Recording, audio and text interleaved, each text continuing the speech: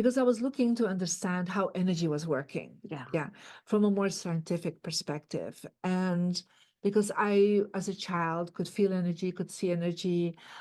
So for me, I always had that spiritual side, Mm-hmm. but having a very analytical mind, Right. I was always looking for a way to find out how that is in the scientific realm. And that's how I really studied a lot about that.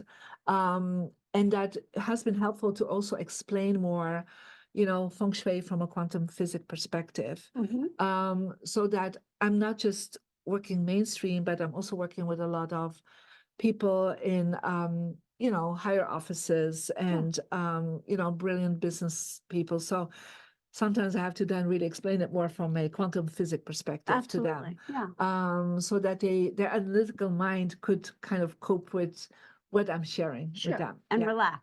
And relax Yeah. about everything, Yeah. right? So yeah, that's kind of been always, both parts have been very important to me, like bringing it mainstream, but at the same time, my high-end clientele sometimes needs another explanation.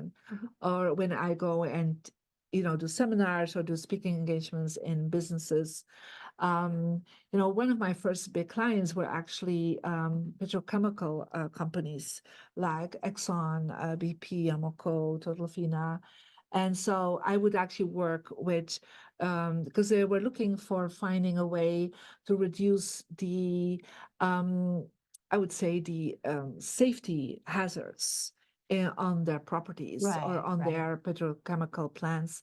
So, because I also had studied safety management as one of my diploma certificates, Mm-hmm. I came in and started using feng shui, and they start seeing a huge reducing of absenteeism on the field, and less accidents Wow. on the properties. Wow. And so, but I used feng shui tools and explained this to engineers because I had a mathematical Yes. background, Yes.